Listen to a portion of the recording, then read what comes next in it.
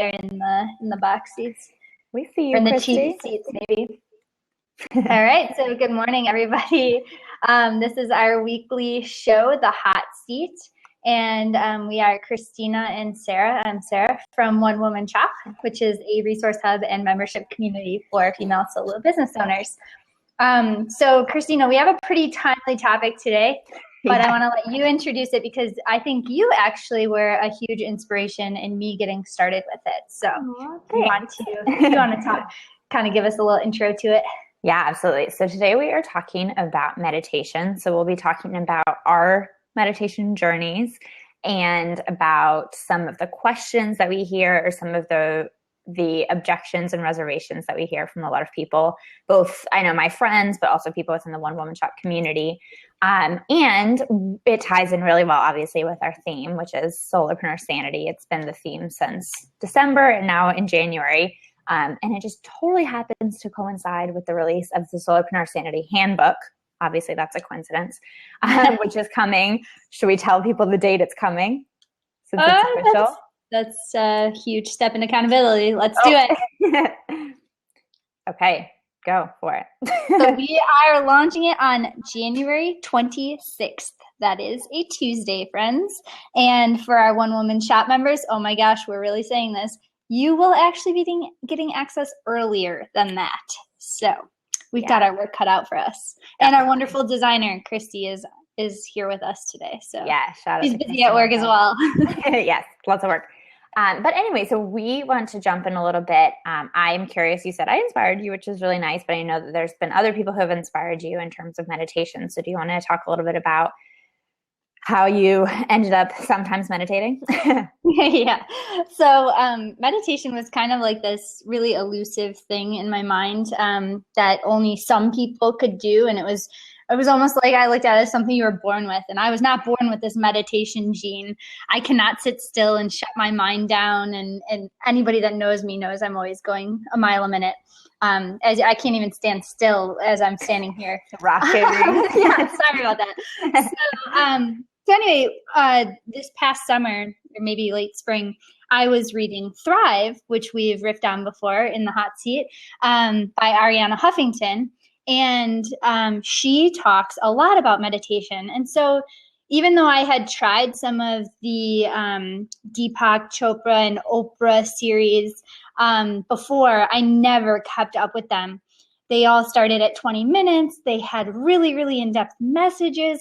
I felt like I really needed to set aside an hour to actually really get into it. And so I had always given up after a few days. So I'm reading Thrive, and I'm taking everything Arianna says to heart, of course. And I'm like, I really should try this again. And at the same time, I'm talking to Cristina, and you had also had a few different inspirations to get started in meditation and had kind of been, I don't know if the whole time you had been meditating regularly, but it seemed as though every time I talked to you, you were a little bit more calm than me, and it had something to do with meditation. And so just as our conversations got going, I was like, you know what, I'm going to try this again, and I'm going to try it in a more realistic way with 2 minutes a day and then 3 minutes a day, and not beat myself up when I miss a day, which still happens sometimes. And so that kind of inspired the post I wrote for One Woman Shop last month, which was the third time's the charm, a beginner's journey to meditation. So that's really how I got into it. And I've been helped by, and I'll throw a link in the chat there for that. And that's really how I've kind of ventured into meditation, and it's still not something that I feel is perfect, for lack of a better term, but that's why it is a journey. So tell me a little bit more about where your inspiration came from. Sure. Well, so first I just wanted to say my mom goes to yoga, and she says that her teachers say it's a yoga practice, not a yoga perfect. Yep. Like the same can be said for meditation. So I guess for me, meditation, so I always say in my life, I'm like somewhere on the spectrum between like staunch realist and like science and realism and like woo-woo fairies, like bringing the inspiration, like big magic. And so, you know, we talk about this in Big Magic. Elizabeth Gilbert is like, these things are paradoxes and they can coexist. You can have different thoughts on totally opposite ends of the spectrums, then that's fine. And so that's how I kind of feel about my life and about my philosophies in terms of like mental well-being and health. So I obviously have always known about meditation, but again, I think like with you, it felt so intimidating, and I felt like I can't do it. Like I can't quiet my mind, so therefore I'm not even going to try. And I since I've been exploring meditation more, I've heard so many amazing analogies and so many quotes that I love, that have really helped me kind of put it in perspective. And so I see a lot of parallels between the way people think about working out and the way people think about meditation, which is, if I miss a day, or eating healthy, if I miss a day, well, I might as well binge eat. Or if I miss a day at the gym, well, I guess I'm not going back to the gym. Or I need to start with an hour and a half at the gym instead of 30 minutes. And so there's a lot of extreme thinking. We talk about this a lot. People have all or nothing thinking. Very all or nothing thinking. And so that's actually what prompted the lead into my meditation post, which I had in my mind. But then when you wrote yours, I was like, I have to write mine too. So I'm going to also pop the link in the chat here.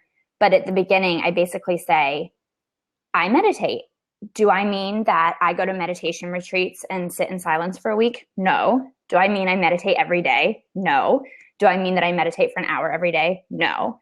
Because my meditation practice is when I can, when I like think of it, when I make the time, I meditate.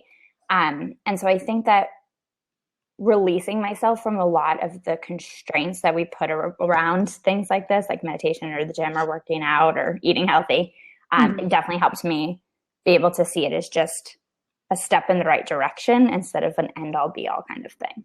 Yeah, and that's exactly, I mean, I think a lot of people think of meditation as something that only really Zen woo-woo people do, and you need like a meditation corner with a bunch of pillows and candles and Buddha statues and whatnot. And for me, much like you, I'm sure, it's either the chair in my living room, my bed. Sometimes it's my desk chair at my computer when I'm just like, I just want to shut my eyes for 5 minutes and not look at a screen. It's from wherever I am, whenever I can, right? Yeah. So why don't we talk about some of the hesitations? Because we have clearly experienced them, but that we also hear from other people when it comes to even trying meditation. Yeah. You want to start? Sure. So I guess I hear a lot of the same things, but one of the ones I hear, so my friend actually sent me an email right before I wrote my post about meditation. And she was like, I don't think it's possible to not think about anything during your meditation. I was like, right. Like, I don't think it's possible either. And that's not the point.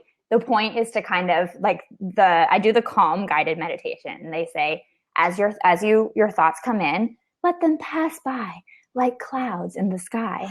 And have you been practicing your guided meditation voice? Yeah. Do you want me to record one for you? Yeah. Meditation for Sarah.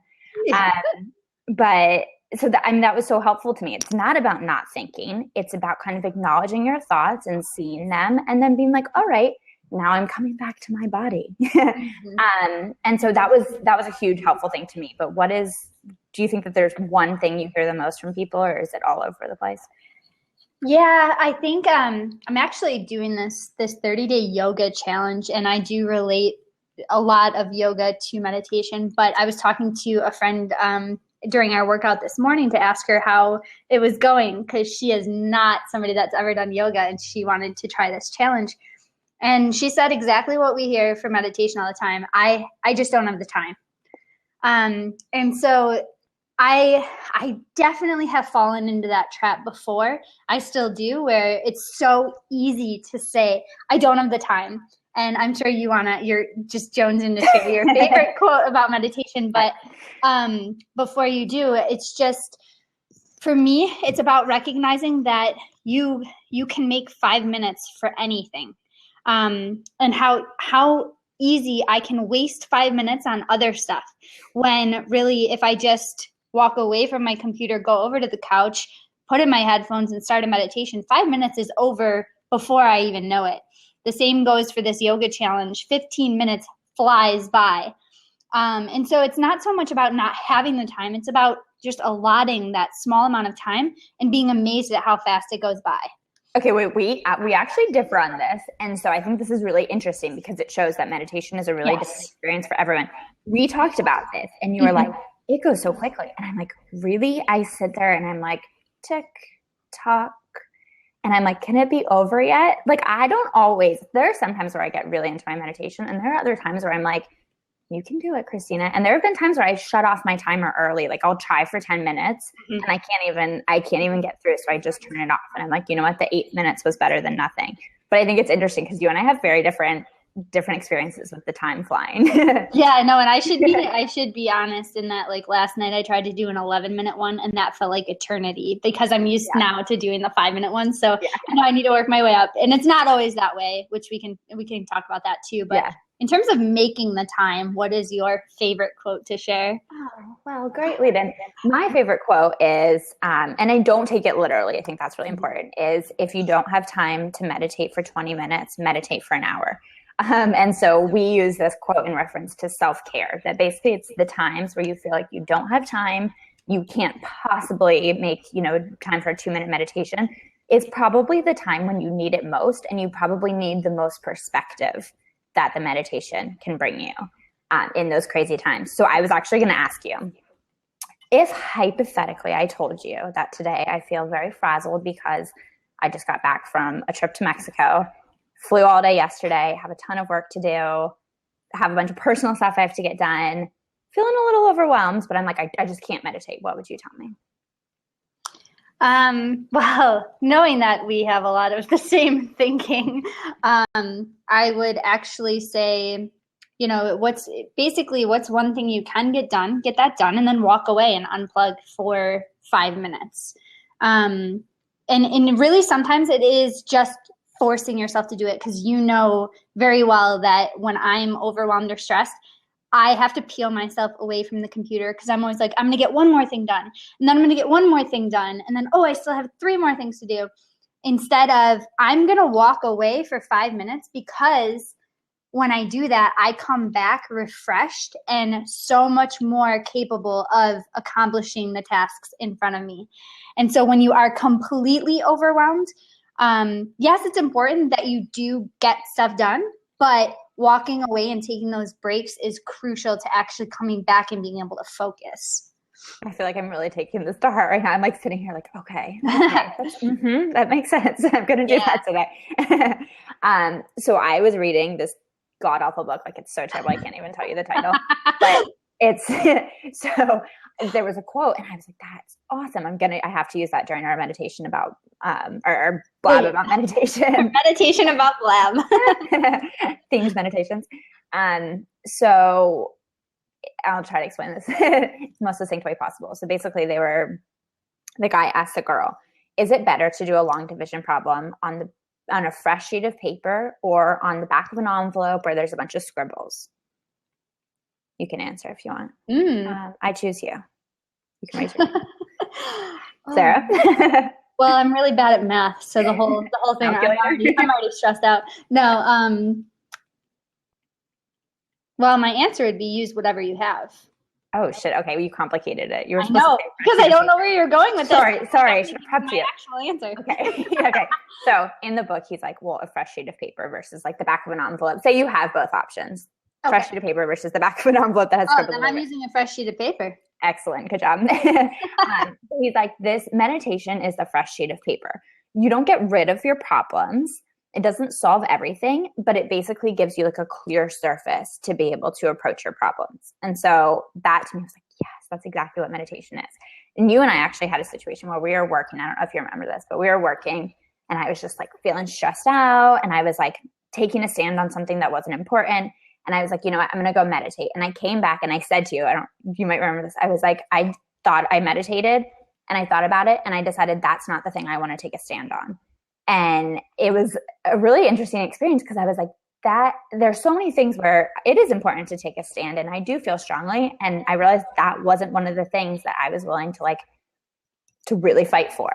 But I felt like I had that epiphany by stepping away from it and clearing my mind. Yeah. And I think that's really important, is that I think both had these moments during meditation where even though we're not completely shutting our brains down, we are using that time to sort through something, or we still come out of it with something, even if it wasn't a complete clearing of the mind. Whereas I've had times where I'm meditating and all of a sudden I'm just like, whoa, it went by and I really wasn't thinking. Or, I feel sometimes during those guided meditations, I'm amazed when they tell you to bring your breath in and imagine it going to your toes. And I can actually feel it in my toes and I get really excited. And then there are other times where I'm just like, I'm just trying to get a deep breath. I am not feeling anything in my toes. But the important thing is that you don't put the pressure on it to say, I'm going to go do this meditation so that I can figure this out or so that I can X, Y, Z. It's just knowing that maybe 75% of the time you will have positive outcomes from it and it will always be different, but not going into it and putting the pressure on it to make that happen. Definitely. I like that. I think that's a really important clarification. Yeah. Took me a minute to get there, but I came back to it. No, good work. So what do you say to people when they say, I think you actually wrote about this in your post, I don't need to meditate. I go to the gym. I skydive. I get my thrills and my zen from other different things. What do you say to them? Yeah. So you know that I try as hard as I can to avoid this like one size fits all thinking. But this is one of the areas where I'm like, this I feel relatively strongly about. So basically, I've heard from a lot of people, like people will say skydiving is my meditation, scuba diving is my meditation. I've never skydived, but I have scuba dived and it was the coolest experience ever and extremely like, you get so much perspective and it's very zen. However, to me, it's not meditation. To me, meditation is the quieting of, I think that the important aspects of meditation are the quieting of the mind and the sitting still and then not focusing on something external. I think that the other things are great complements. So my example in my post was I go to the gym and I am like, I say this every Bob, I think, like I never used to be the person who liked the gym, but now I really do. And I get so focused and I feel so empowered and I'm really focusing on the weights and how my body feels. But to me, it's not meditation because it requires external things. It's not about quieting my mind. It's about focusing, but focusing on something external as opposed to focusing internally. Does that make sense? Absolutely. Yeah, because I think the one that I hear the most is that people view running as their meditation, which I always laugh because running is such torture for me. And I agree that it's absolutely a phenomenal thing to turn to during times of overwhelm or when you need to step away, but it is a different tactic than meditation, a different outcome, a different purpose. So I think that's really important to clarify is that we're not saying you should meditate over doing these other things, but they can work in tandem. I like that. Yeah, exactly. So we kind of addressed this, but I know it's one that I hear a lot. You probably hear too. And you said it yourself. I am a busy /active /whatever person. I can't stop thinking. So I can't do meditation. What do you say to that? I say, I hear you, sister. No, so it's, for me, what works is in terms of actually getting it done, having some sort of accountability. Even like right now, we both use the Calm app and we love the Calm app. It has a little calendar that gives you like this green highlight on the days that you've meditated. That is enough for me to be able to look at that calendar and see like, I did it every day. And if I didn't, it's still okay. Yeah, absolutely. But in terms of just feeling like the type of person that's never going to be able to quiet their mind or sit still, it's as simple as you don't know until you try. Because I have absolutely surprised myself with how I've been able to sit down and truly disconnect. When I look at that time as time to rejuvenate and come back to work fresh, not time to sit and think about and figure out work problems. So, yeah, and sometimes, to be completely honest, my mind doesn't stop whatsoever. And it's 10 minutes of me running through to-do lists or thinking about what I'm going to do as soon as I get up from the couch or my bed or whatever, wherever I am. So there are times when it absolutely is my mind going maybe even faster than it was before I sat down. Yeah. Well, my response is kind of not everyone has the same goals, but I'm like, if you're the kind of person who feels like you can't do it, like, doesn't that kind of make you want to try? Mm-hmm. Like, if you're the person who's like, I can't quiet my mind, to me, I'm like, that makes me want to try to quiet my mind and see if I can. And I'm like, if I'm the person who says I can't, it's probably maybe because I'm the person who needs to the most. Mm-hmm. Or, who needs to try at least. And so, yeah, I guess, so, again, we always say it's business isn't one size fits all, life isn't one size fits all. Would you say everyone should meditate? I would say that everybody should try. Do I think it's an absolute essential in everybody's life? No. But I don't think there's it's one of those things where it absolutely can't hurt you. And so I don't see any harm in trying, especially because one of the things we write in Solopreneur Standard in the handbook is it's the closest thing to magic we've found in terms of solving so many problems and being basically just really healthy for you mentally, physically, in so many different ways. But I'd be interested in hearing what your response to that is. I think you covered it really well. Okay. No, I guess I would say, again, why not try? Mm-hmm. Why not give it an effort when there's I was actually talking to Cristina and talk about this. I'm getting really bad echo. Can you hear it? Mm-mm. Okay, good. So I was talking to my sister about this, and I got her to read Thrive, and then she messaged. I've told her like 4 times, read Thrive, you'll love it. So finally she reads it, and she's like, this is the greatest book ever. Everyone should have a copy of this. And she did a Secret Santa, and she ended up giving Thrive as her Secret Santa because she was like, all the girls I know could benefit from this. So, but for her, it really mattered the statistics about the science behind meditation. So I guess that puts her more on that spectrum towards like the sciencey realist side, where she needed that. She needed that evidence that this is a real thing, and not just a woo-woo, philosophy. So I'm curious about, in your life or from what you've read, what are other benefits other than just kind of like increased calm? Yeah. So I'm actually doing the Calm app, and I don't know if this is because I did actually pay for the subscription after a while, but they're doing a 7 days of sleep series. And so the idea is actually to do the meditations during the day to help you sleep better at night. Because it's talking about different things that can help you once you have gone to bed. Whereas I've been listening to them right before I go to sleep, and it's probably not having as big of an effect. But one of the things they talk about is how meditation helps you, and I can't remember exactly how they phrase it, but instead of being reactive in your thinking, it helps you be proactive in your calm. And it's the idea of being able to having that practice of settling your mind and clearing your thoughts and breathing especially helps you prepare for those moments in your day or your night when you are in situations that would normally spike your blood pressure and drive you a little crazy. You have that client that sends that email and it immediately fires you up, or whatever the situation is. It helps you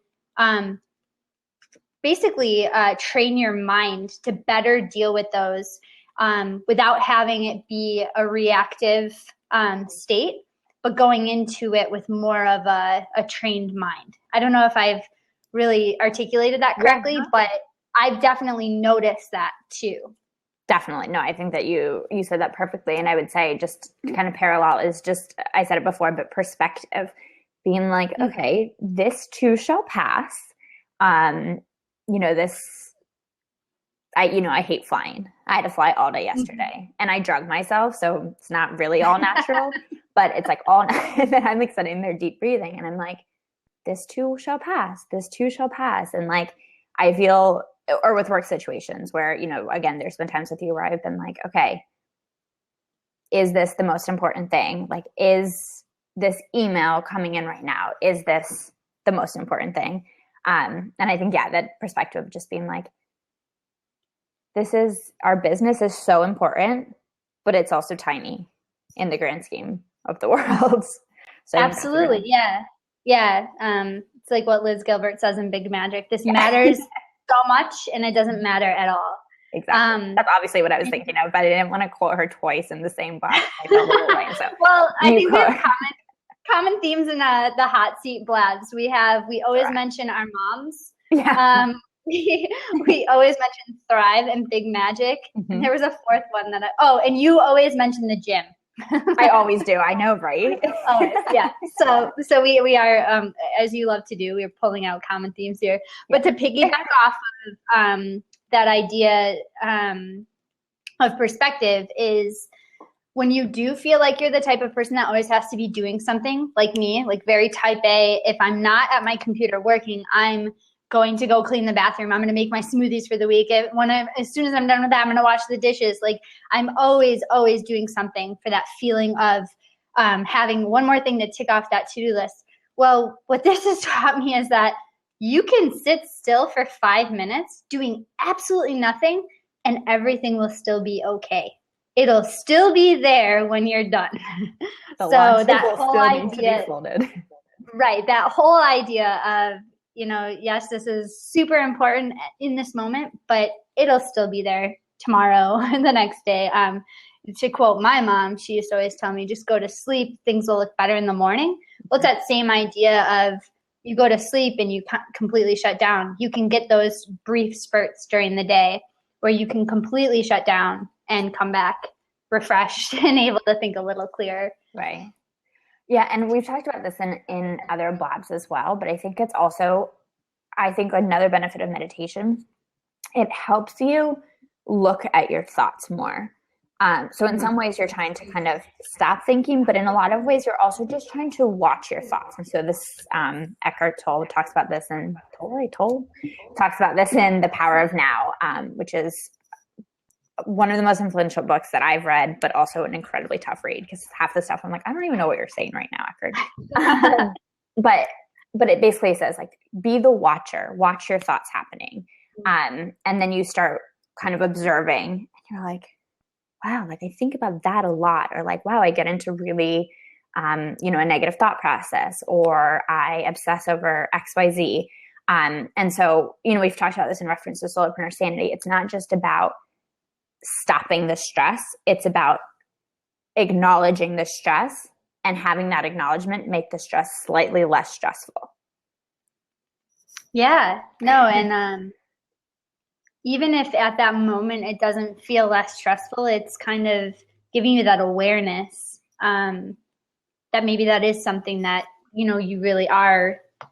For me, it's a lot of times I don't realize the source of my stress until well after I'm stressed. And I will think it's some very obvious thing. And until I've actually resolved it, I don't realize what was truly stressing me. But by being aware of those negative thought loops or the thoughts that keep coming up, the recurring themes while you're trying to clear your mind, I think that gives you that awareness of what really might be sitting under the surface bothering you. Mm-hmm. So that's a really great point. Yeah, and to tie it to Rising Strong, which is our new reference point, I think she talks a lot about like basically looking at the sources of your emotion, which is what you just said. And so like sometimes I'll react and I'll be snappy. And I'm like, Christine, like, why were you snappy? Oh, I'm snappy because I felt like I wasn't acknowledged, or because I'm tired, or because I'm hungry or hangry. Mm-hmm. And so, yeah, to getting to that next level of why am I acting like this? Why am I acting like a petulant child right now?